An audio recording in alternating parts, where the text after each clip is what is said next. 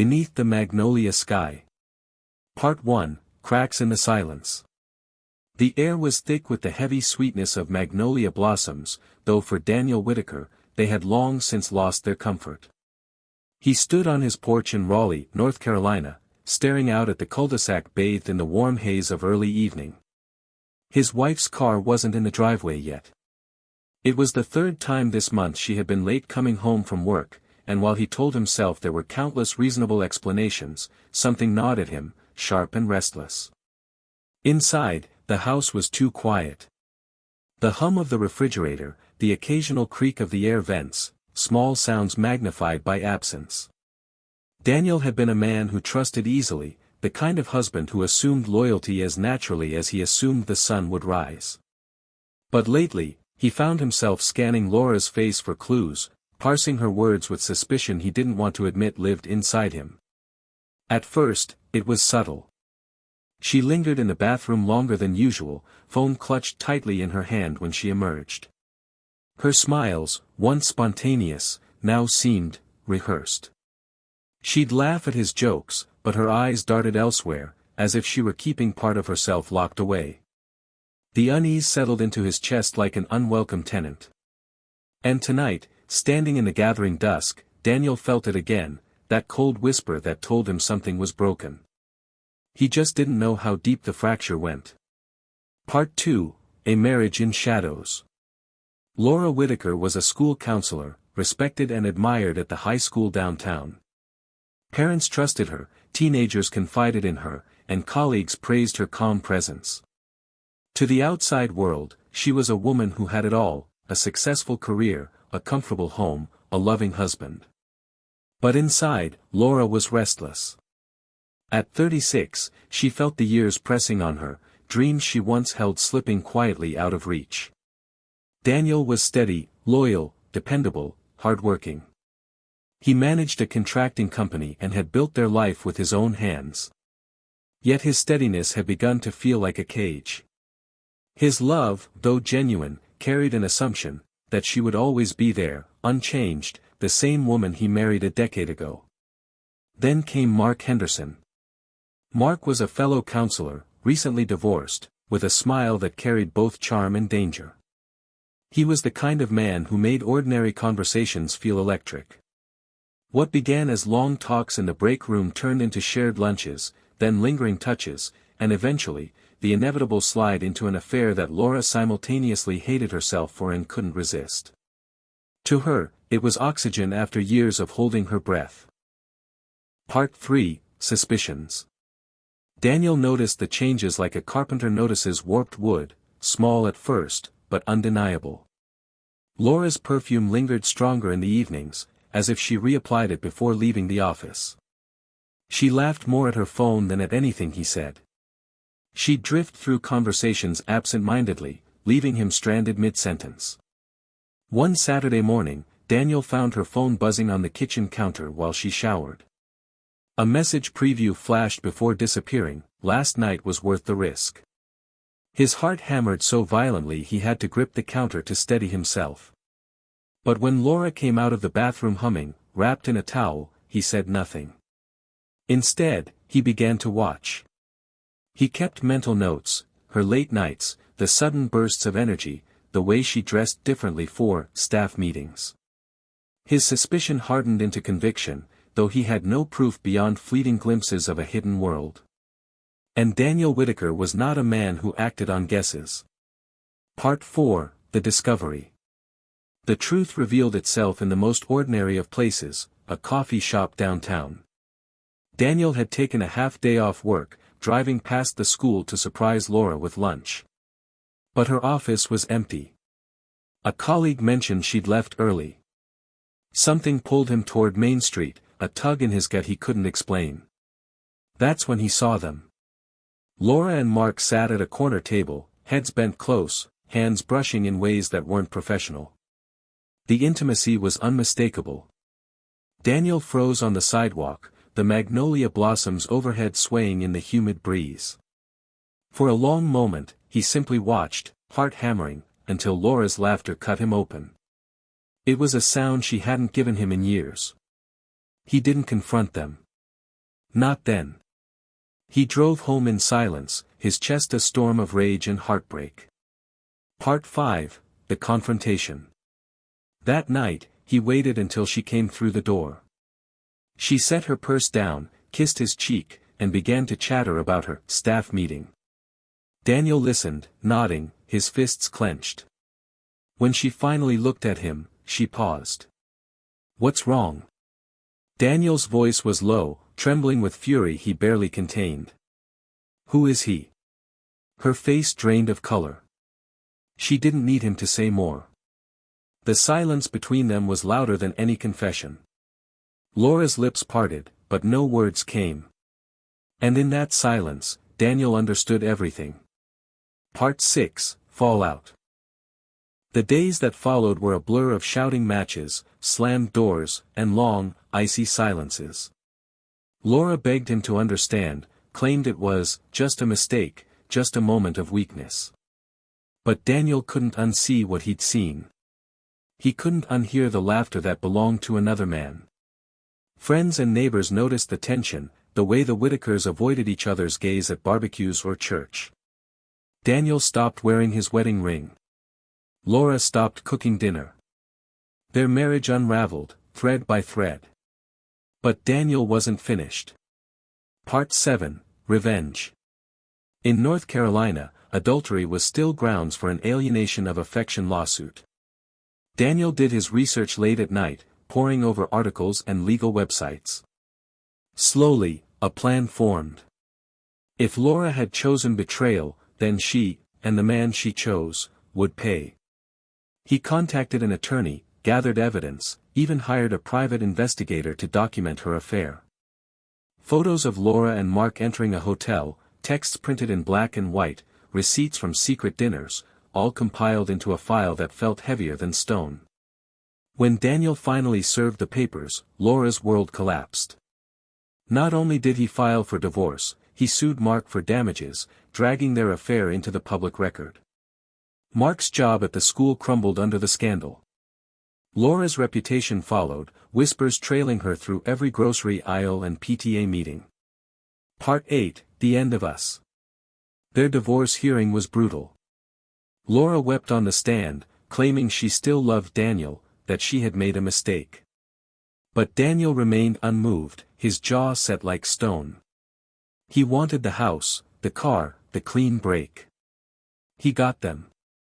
The last time Laura saw him, she was packing the remainder of her things into cardboard boxes.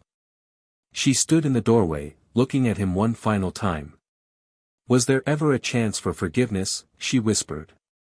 Daniel met her gaze, his voice calm, hollow. "Not after you chose him." She left in silence, the door clicking shut behind her. Part 9, Beneath the Magnolia Sky. Months later, Daniel sat once more on the porch, the magnolia blossoms drifting down like snow.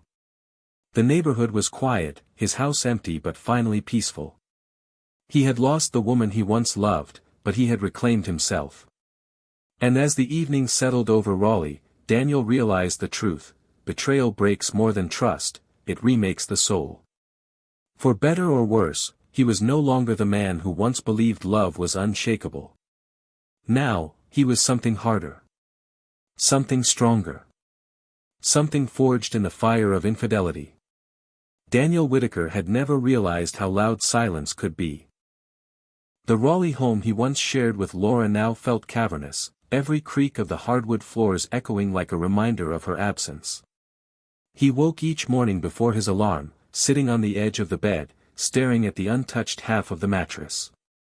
The closet had a vacant space where her dresses once hung in a riot of colors. On the kitchen shelves, there were gaps, an empty stretch where her favorite coffee mugs had lived. It was as if the house itself resisted forgetting her. In the first weeks after the divorce, Daniel tried filling the space with distractions. He left the TV on, though he never watched it. He bought a dog from a local shelter, a nervous mutt he named Jasper, who followed him from room to room as if sensing his loneliness. Still, at night, when the house settled and the cicadas sang outside, the weight of betrayal returned. He had won, at least by the law's measure. The house, the car, even a settlement from Mark Henderson through the alienation of affection suit. Friends congratulated him for standing up for himself. But victory felt hollow. Money couldn't stitch back a torn heart, and possession of a house only emphasized who was missing from it. Some nights he replayed the confrontation in his head, her pale face, her silence when he asked, "Who is he?" The memory burned fresh every time. At the contracting firm he managed, Daniel buried himself in work. He took extra jobs, stayed late at construction sites, double-checked invoices until numbers blurred. His crew respected him, though some whispered he had grown harsher, quicker to anger. But when his foreman, Russ, invited him to join Friday beers after work, Daniel refused, claiming exhaustion. Truth was, he didn't know how to be social anymore. Married life had insulated him for years, and now, as a divorced man, he felt awkward, like an amputee relearning how to walk. One Friday, Russ pressed harder. "You can't keep going home to an empty house, Dan. Come out with us. Just one round." Daniel forced a smile. "Maybe next time." Next time never came. Laura, meanwhile, lived only 10 miles away, yet she might as well have been in another world. Daniel hadn't seen her since the day she packed the last of her boxes. Sometimes, at the grocery store, he half expected to spot her, but fate kept them apart. Friends fed him bits of gossip. She'd moved into an apartment near downtown. She and Mark weren't exactly thriving. He didn't ask for details. He told himself he didn't care. But late at night, when Jasper curled at his feet and the clock ticked past midnight, Daniel imagined her face. He hated that his mind returned to her against his will. Hate and love, it turned out, were neighbors. The magnolia tree in the front yard had begun shedding blossoms again. White petals littered the grass like confetti, mocking him with their beauty. He remembered how Laura used to cut a few branches in spring, placing them in a vase on the kitchen island. Now the vase sat empty, shoved in a cabinet. One Saturday morning, Daniel lingered on the porch with his coffee, Jasper at his side. Across the cul-de-sac, his neighbor Mrs. Green waved, her expression sympathetic. Everyone knew. Word of Laura's affair had spread faster than wildfire. Raleigh's suburbs thrived on gossip. "You holding up, honey?" she called. Daniel lifted his mug in reply, not trusting his voice. Mrs. Green's pity was worse than silence. That evening, against his usual instinct, Daniel accepted Russ's invitation. They went to a local bar, dim lights, country music on the jukebox, the scent of fried food heavy in the air. For the first time in months, Daniel felt normal. The laughter of his co-workers, the warmth of beer, the buzz of human voices, it was almost enough to drown the ache. Almost. Then she walked in. Not Laura. A woman he didn't know, tall, brunette, confident, her laugh carrying across the room. She wore no ring. Their eyes met briefly, and for the first time since the divorce, Daniel felt something stir besides anger. It scared him. Russ noticed. "Go on," he nudged. "Talk to her." Daniel shook his head, heart hammering. He wasn't ready. At least, that's what he told himself. But the spark lingered, unsettling and undeniable. That night, back in his empty house, Daniel lay awake replaying the brief glance. He hated himself for it. Part of him whispered that moving on was betrayal too, that letting go of his pain meant excusing Laura. But another part, quieter yet stronger, whispered something else. Maybe it was survival. Meanwhile, on the other side of Raleigh, Laura was discovering that survival didn't come so easily. She sat in her small apartment, its beige walls closing in. The landlord hadn't allowed painting, so the space felt temporary, sterile. Mark had promised they would find a place together, maybe even move out of the city. But weeks had passed, and Mark had grown distant. He was losing his job, she knew it. The lawsuit had humiliated him, the school board had pressured him out.